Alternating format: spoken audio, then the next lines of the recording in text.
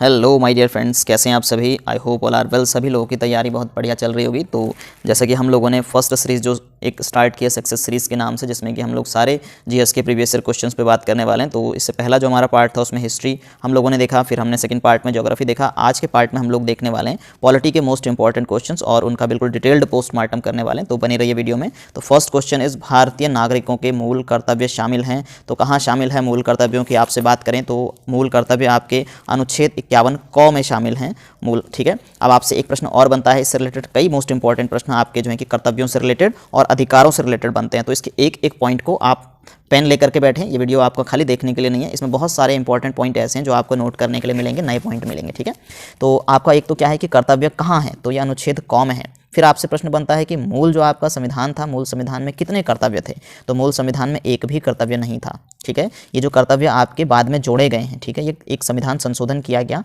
42वां संविधान संशोधन होता है आपका 1976 में 42वां संविधान संशोधन करके, और आपके भाग 4 के अनुच्छेद 51 क में जो है कि ये मूल कर्तव्य जोड़े जाते हैं। कितने मूल कर्तव्य जोड़े जाते हैं? 10 ही मूल कर्तव्य जोड़े गए। फिर 11वां मूल कर्तव्य, आप कहते हैं कि 11 मूल कर्तव्य हैं हमारे, तो जो 11वां कर्तव्य है वो 86वें संविधान संशोधन 2002 के माध्यम से संविधान में जोड़ा गया। ठीक है, इसके अंदर क्या है, 6 से 14 वर्ष तक के जो भी बच्चे हैं उनको शिक्षा उपलब्ध कराना अभिभावक का, माँ बाप का कर्तव्य होगा। फिर एक प्रश्न आपका और बनता है कि ये जो आपके कर्तव्य जोड़े गए, ये किसकी सिफारिश पर, किस समिति के सिफारिश पर जोड़े गए, तो आपको ध्यान रखना है सरदार स्वर्ण सिंह समिति, सरदार स्वर्ण सिंह समिति की सिफारिश पर, सरदार स्वर्ण सिंह समिति की सिफारिश पर ये आपके कर्तव्य जो हैं कि जोड़े जाते हैं। फिर ये भी प्रश्न बनता है कि कहाँ से लिए गए, तो ये यूएसएसआर से लिए गए। ठीक है, तो आई होप आप लोगों को, और ये कुछ कर्तव्य मैंने इसमें ऐड ऑन किए हैं, इसको अगर मैं अभी रीड ऑन करूँगा तो ये बहुत लंबा वीडियो हो जाएगा, तो इनको आप कर्तव्य देख लेंगे सारे अपने। ठीक है, ये 11वां आपका मूल कर्तव्य यहाँ पर है। ठीक, तो देख लेंगे इनको। इसके बाद आपका नेक्स्ट है कि भारतीय संविधान की अस्पृश्यता का उन्मूलन से संबंधित अनुच्छेद, यानी कि अस्पृश्यता, अनटचेबिलिटी को, कौन सा अनुच्छेद अनटचेबिलिटी को समाप्त करता है, तो अनुच्छेद 17 द मोस्ट इंपॉर्टेंट क्वेश्चन है। अनुच्छेद 17 के अकॉर्डिंग किसी को किसी भी प्रकार से अनटचेबिलिटी का बिहेव नहीं किया जाएगा। ठीक है, तो ये चारों ही आपके मोस्ट इंपॉर्टेंट हैं, ये आपके चारों ही मोस्ट इंपॉर्टेंट हैं। इसके बाद अगला आपका आ जाता है कि अनुच्छेद 15, 16, 17 किससे रिलेटेड है, तो 15 कहता है कि सभी जितने भी प्राणी हैं, ऑल सिटीजन्स आर इक्वल, किसी से भी आप धर्म के आधार पर, जाति के आधार पर, मूल वंश के आधार पर, जेंडर के आधार पर, जन्म स्थान के आधार पर कोई भी किसी भी प्रकार का भेदभाव नहीं करेंगे। अनुच्छेद 16 कहता है कि आपको लोक नियोजन में अवसर की समानता दी जाएगी। अनुच्छेद 18 कहता है कि जितनी भी ये उपाधियां थी सभी उपाधियां समाप्त कर दी जाएगी, उपाधियां कोई भी व्यक्ति नहीं रखेगा। तो ये आपके फंडामेंटल राइट्स दिए गए हैं। You have to remember all the fundamental rights, आपको पता होने चाहिए आपके अधिकार क्या क्या हैं। तो आपसे फिर प्रश्न बनता है, इससे भी एक इंपॉर्टेंट प्रश्न ये बनता है आपका कि जो आपके मूल अधिकार थे, ये मूल अधिकार आपसे पूछेगा कि भाई आपका जो मूल संविधान था उसमें कितने मूल अधिकारों की बात की गई है। तो जो आपका संविधान है आपको ध्यान रखना है, इसमें जो मूल अधिकार थे, कितने मूल अधिकार थे, इसमें 7 मूल अधिकार थे। 7 फंडामेंटल राइट्स थे आपके, बट अभी प्रेजेंट में 6 फंडामेंटल राइट्स हैं। सर हमने तो 6 ही पढ़े, तो 6 इसीलिए पढ़े कि जो 7th वाला फंडामेंटल राइट था उसको हटा दिया गया, संपत्ति के अधिकार को हटा दिया गया है। ठीक है, संपत्ति के अधिकार को लीगल राइट बना दिया गया, कानूनी अधिकार बना दिया गया, इसको फंडामेंटल राइट से हटा दिया गया। फंडामेंटल राइट से इसको क्यों हटा दिया गया, क्योंकि फंडामेंटल राइट्स होने से क्या हो रहा था कि जो नेशनल बिल्डिंग में प्रॉब्लम क्रिएट कर रहा था, राष्ट्र निर्माण में एक तरीके से आपत्ति क्रिएट कर रहा था। जैसे कि सपोज दैट मैं ये कह दूं कि अब यहाँ पर ये कोई गाँव है, ये कोई गांव है और इस गांव में यहाँ पे से क्या करना है, एक सड़क निकालनी है, और यहाँ पर किसी का घर पड़ रहा है, तो किसी का घर पड़ रहा है तो ये कहेगा कि भैया संपत्ति का अधिकार है मुझे, फंडामेंटल राइट है मेरा। तो फंडामेंटल राइट की रक्षा खुद सुप्रीम कोर्ट करता है, तो फिर सुप्रीम कोर्ट कहेगा कि यहाँ पर तो भैया इसकी प्रॉपर्टी है, यहाँ पर से रोड नहीं जा सकती। तो इससे क्या होगा, राष्ट्र निर्माण में बाधा आएगी। तो इसलिए क्या किया गया, जो आपका संपत्ति का अधिकार था इसको फंडामेंटल राइट से हटा करके अब इसको लीगल राइट बना दिया गया है। ठीक है, तो अब 6 ही फंडामेंटल राइट्स रह गए हैं, 6 ही मूल अधिकार रह गए हैं, 7वां मूल अधिकार हटा दिया गया है। अब इसको 300 क में जोड़ दिया गया है, 300 ए में जोड़ करके इसको एक लीगल राइट बना दिया गया। ठीक है, ये ध्यान रखेंगे।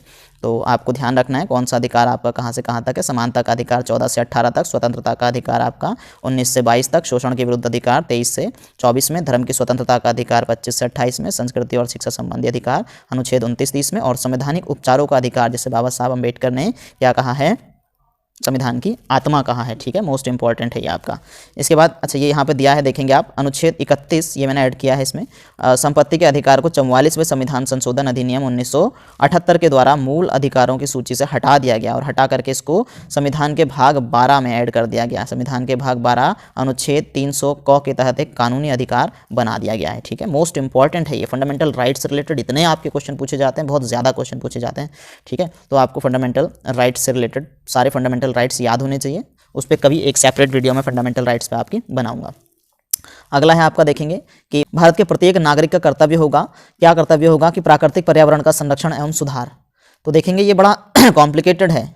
एक तो देखेंगे भारत के प्रत्येक नागरिक का कर्तव्य होगा, नागरिक के कर्तव्य की बात कर रहा है कि नागरिक का कर्तव्य यानी कि आपके फंडामेंटल ड्यूटीज़, अभी हमने देखा फंडामेंटल ड्यूटीज़ ये तो अनुच्छेद 51, इसका आपका राइट आंसर हो जाएगा अनुच्छेद 51A। अनुच्छेद 51A के अकॉर्डिंग आपका क्या है, अनुच्छेद 51A के अंतर्गत प्राकृतिक पर्यावरण के संरक्षण एवं सुधार को प्रत्येक नागरिक के कर्तव्य माना गया है कि प्रत्येक नागरिक का कर्तव्य होगा कि क्या करे, वो जो है कि पर्यावरण का संरक्षण और उसमें सुधार करे, ठीक है, यह आपका कर्तव्य है, ये अनुच्छेद 51A कहता है। क्योंकि आपके सारे कर्तव्य कहाँ दिए गए हैं, ड्यूटीज़, आपको सीधा सीधा ज़्यादा कुछ नहीं, अगर कुछ नहीं पता है आपको तो आपको क्या ध्यान रखना है कि आपके नागरिकों के कर्तव्य की बात हो रही है, तो नागरिकों के कर्तव्य कहाँ हैं आपके अनुच्छेद 51A के अंदर हैं सारे के सारे, है ना।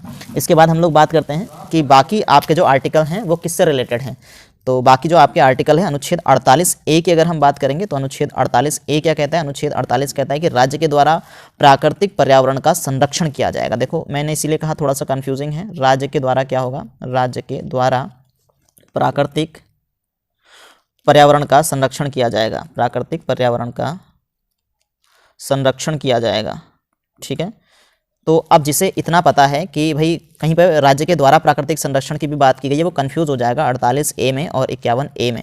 तो आपको ध्यान रखना है कि नागरिकों का कर्तव्य है तो वो अनुच्छेद 51A के अंदर है, और राज्य के द्वारा प्राकृतिक पर्यावरण के संरक्षण की बात हो रही है तो वो 48A में है, ठीक है। और फिर आपका अनुच्छेद 21 भी बड़ा इंपॉर्टेंट है। अनुच्छेद 21 क्या कहता है, अनुच्छेद आपका जो है कि 21 कहता है कि आपको जीवन एवं दैहिक स्वतंत्रता का अधिकार है, आपको अपना जो है कि गरिमामय जीवन जीने का अधिकार है। तो प्राण एवं दैहिक स्वतंत्रता के अधिकार के रूप में अनुच्छेद 21 को जाना जाता है, ठीक है। तो यह बड़ा ही इंपॉर्टेंट है ये आपके। और 56 जो है कि आपको पता है कि 56 में जो है कि राष्ट्रपति की बात की गई है, राष्ट्रपति की पदावधि की बात की गई है, 56 राष्ट्रपति से संबंधित है। इसके बाद अगला आपका आ जाता है कि भारत में पंचायती राज प्रणाली का शुभारंभ कब और कहाँ हुआ, ठीक है। तो ये क्वेश्चन भी आपका बड़ा इंपॉर्टेंट हो जाता है, ठीक है। तो इसमें आप देखेंगे कि भारत की पंचायती राज प्रणाली का शुभारंभ कब और कहाँ हुआ, तो इसका राइट आंसर आपका हो जाएगा बी कि 2 अक्टूबर 1949 को नागौर राजस्थान से पंचायती राज व्यवस्था का ये शुभारंभ होता है, ठीक है। बहुत ही इंपॉर्टेंट है ये आपका। और नेक्स्ट अगला आपका कहता है कि भारतीय संविधान के अनुसार संपत्ति का अधिकार है। जस्ट अभी हमने देखा था कि संपत्ति का अधिकार अब क्या बन चुका है, एक लीगल राइट बन चुका है, विधिक अधिकार बन चुका है, ठीक है। पहले ये फंडामेंटल राइट था और अब ये फंडामेंटल राइट से हट करके एक लीगल राइट के रूप में कन्वर्ट हो चुका है। अगला कह रहा है कि भारत के मुख्य चुनाव आयुक्त को निम्नलिखित में से किसके द्वारा अपॉइंट किया जाता है। This is also most important question. तो इसका राइट आंसर आपका हो जाएगा किसके द्वारा अपॉइंट किया जाता है। वैसे जनरली सभी लोगों को पता होगा, नहीं भी पता होगा तो इसके बारे में हम थोड़ा सा डिटेल लिखेंगे। करंट का भी अभी ये क्वेश्चन बना हुआ है, तो नोटबुक तो बिल्कुल आप लोग रखेंगे, नहीं रखिए तो अभी रख लीजिए फटाफट, अभी भी और इंपॉर्टेंट क्वेश्चन बचे हैं आपके। तो भारत के आपको देखना है, एक टर्म आता है मुख्य चुनाव आयुक्त और एक टर्म आता है चुनाव आयुक्त। पहले तो इन्हीं में आप समझ लेंगे, एक चुनाव आयुक्त है, एक मुख्य चुनाव आयुक्त है, ठीक है।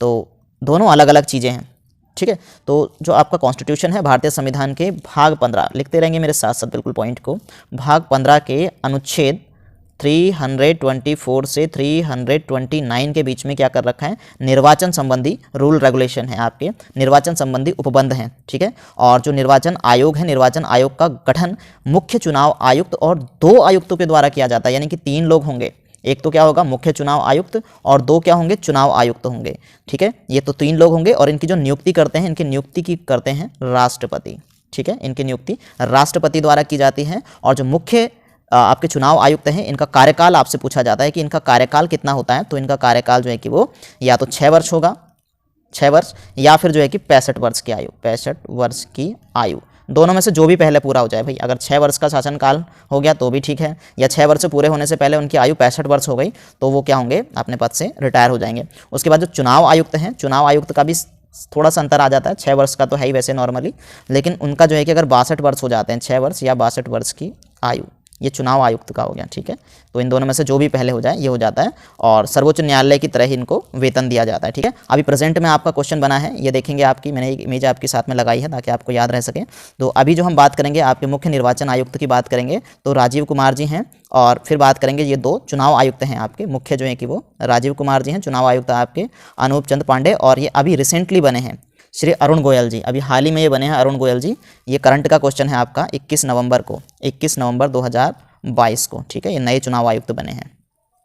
तो नेक्स्ट क्वेश्चन है आपका कि संसद की सम्मिलित बैठक की अध्यक्षता की जाती है, किसके द्वारा जो है कि अध्यक्षता की जाती है। बड़ा इंपॉर्टेंट क्वेश्चन है कि सम्मिलित बैठक की अध्यक्षता कौन करते हैं, ठीक है। तो अध्यक्षता की बात करेंगे तो लोकसभा के स्पीकर करते हैं, और इसको बुलाता कौन है संयुक्त बैठक को, तो राष्ट्रपति के द्वारा ये बुलाई जाती है, ठीक है। तो संविधान के अनुच्छेद 108 में, संविधान के अनुच्छेद 108 में संयुक्त अधिवेशन की व्यवस्था की गई है, ठीक है। तो ये आपको ध्यान रखना है, ठीक है। अच्छा, एक प्रश्न ये बन जाता है, अध्यक्षता तो हमने कहा कि कौन करते हैं, अध्यक्षता लोकसभा के स्पीकर करते हैं। फिर अगर लोकसभा के स्पीकर ना हो तो क्या होंगे, लोकसभा के जो उपाध्यक्ष हैं, उपाध्यक्ष फिर इसकी अध्यक्षता करेंगे। अगर फिर उपाध्यक्ष भी नहीं होंगे तो कौन होगा, फिर राज्यसभा के उपसभापति क्या करते हैं, इसकी अध्यक्षता करते हैं। तो तीनों कंडीशंस आपको ध्यान रखनी है। 4 क्वेश्चन बन गए इसके अंदर। देखो कि संसद की सम्मिलित बैठक की अध्यक्षता कौन करता है, वो लोकसभा के स्पीकर करते हैं। बैठक कौन बुलाते हैं, तो राष्ट्रपति बुला सकते हैं। किस अनुच्छेद में बात की गई है, 108वें अनुच्छेद में बात की गई है, ठीक है। फिर हम बात करें कि अगर लोकसभा के अध्यक्ष अनुपस्थित हैं तो तब हम ऐसी कंडीशन में क्या करेंगे, तो फिर उपाध्यक्ष इसकी अध्यक्षता करेंगे, लोकसभा के उपाध्यक्ष। अब लोकसभा के उपाध्यक्ष भी नहीं है तो फिर क्या करेंगे, फिर राज्यसभा के उपसभापति करेंगे, राज्यसभा के उपसभापति, ठीक है। तो बड़े मजेदार क्वेश्चन होने वाले, नोटबुक लेकर के बैठेंगे, ठीक है। बस क्वेश्चन बनता है हमारा, निम्नलिखित में से किसको भारतीय संविधान की आत्मा कहा गया है। तो मोस्ट इंपॉर्टेंट क्वेश्चन है, किसको भारतीय संविधान की आत्मा कहा गया है। तो आपका मौलिक अधिकार है, या नीति निर्देशक सिद्धांत है, या संविधान का उपचार है, संवैधानिक उपचारों का अधिकार है, किसको कहा गया है। तो आपको ध्यान रखना है कि संविधान की आत्मा जो कहा गया है वो उद्देशिका को कहा गया है, ठीक है। यानी कि प्रियम्बल को कहा गया है, प्रस्तावना को कहा गया है, प्रस्तावना, या आप इसको प्रियम्बल भी कहते हैं इंग्लिश में, उद्देशिका भी कहते हैं हिंदी में, प्रस्तावना या उद्देशिका। तो इसको क्या कहा गया है, इसको जो है कि संविधान की आत्मा कहा गया है। अब संविधान की आत्मा, इसमें बड़े इंटरेस्टिंग आपके क्वेश्चन बनने वाले हैं, बिल्कुल नोटबुक लेकर के बैठिए, मैं बार बार आपसे कह रहा हूँ। तो इसमें देखेंगे हम, पहले तो आप ध्यान रखेंगे कि न्यायमूर्ति हिदायतुल्लाह, एक नाम साथ साथ लिखते चलेंगे किसने क्या कहा, ठीक है। न्यायमूर्ति हिदायतुल्लाह। तो न्यायमूर्ति हिदायतुल्लाह ने क्या कहा है, संविधान की जो उद्देशिका है इसको संविधान की आत्मा कहा है। किसने कहा, एक तो न्यायमूर्ति हिदायतुल्लाह ने कहा है, ठीक है। फिर इसके अलावा आपको ध्यान रखना है के.एम. मुंशी। तो के.एम. मुंशी जी ने इनको क्या कहा, इन्होंने कहा राजनीतिक जन्मपत्री, यहाँ पर स्पेस नहीं है, राजनीतिक जन्मपत्री कहा है के.एम. मुंशी ने, ठीक है। इसके अलावा आपको ध्यान रखना है सुभाष कश्यप ने इनके बारे में क्या कहा है। सबने उद्देशिका के बारे में कुछ ना कुछ स्टेटमेंट दिए हैं, ध्यान रखना। अब आपको ध्यान रखना है कि सुभाष कश्यप जी ने क्या कहा है इसके बारे में। तो सुभाष कश्यप जी कहते हैं कि संविधान शरीर है तो उद्देशिका उसकी आत्मा है। आपसे पूछे किसने कहा कि संविधान शरीर है तो उद्देशिका उसकी आत्मा है, उद्देशिका उसकी आत्मा है, और उद्देशिका आधारशिला है तो संविधान उस पर खड़ी अट्टालिका है। ये किसने कहा, ये सुभाष कश्यप ने कहा। आप इसको जो है कि पॉज करके, रिवर्स करके वॉइस को, फिर इन चीज़ों को लिख लीजिएगा। अगर मैं बार बार रिपीट करूंगा तो बहुत ज़्यादा बड़ा वीडियो हो जाएगा।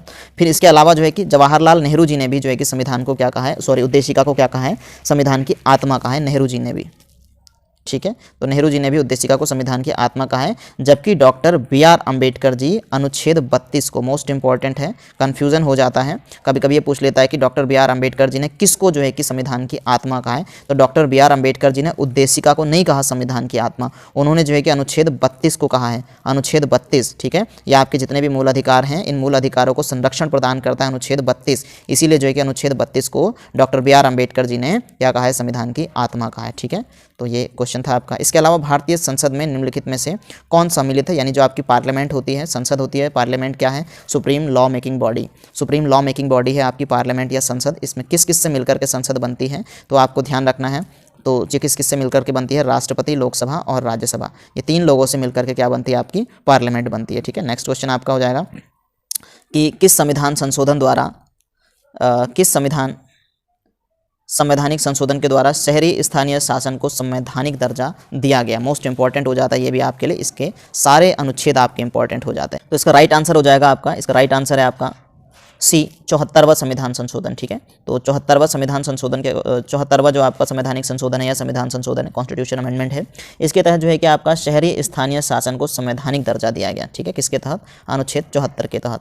तो हम इसको 1 बाय 1 बाकी को भी देख लेंगे। जो आपका 71वां है, 71वें संविधान संशोधन 1900, हर पॉइंट को लिखते रहेंगे। 1992 में क्या किया गया? इसके तहत 8वीं अनुसूची में 3 भाषाओं को जोड़ा गया। ठीक है, 3 भाषाओं को जोड़ा गया। इसके अलावा हम देखेंगे कि जो 72वां है आपका, 72वां संविधान संशोधन क्या है? ये 1992 का है, ये भी 1992 में। इसमें त्रिपुरा में सीट बढ़ाने से संबंधित है ये। ठीक है, और जो आपका 73वां है, मोस्ट इंपॉर्टेंट है 73वां संविधान संशोधन, ये भी 1992 का है। 73वां संविधान संशोधन में क्या किया गया? 11वीं अनुसूची जोड़ी गई, एक तो 11वीं अनुसूची जोड़ी गई, और ये पंचायती राज से संबंधित है। पंचायती राज स्थापना की आपसे पूछ रहा था, बड़ा क्वेश्चन पूछा जाता है पंचायती राज स्थापना की, तो ये 73वां संविधान संशोधन से संबंधित है। 73वां संविधान संशोधन 1992।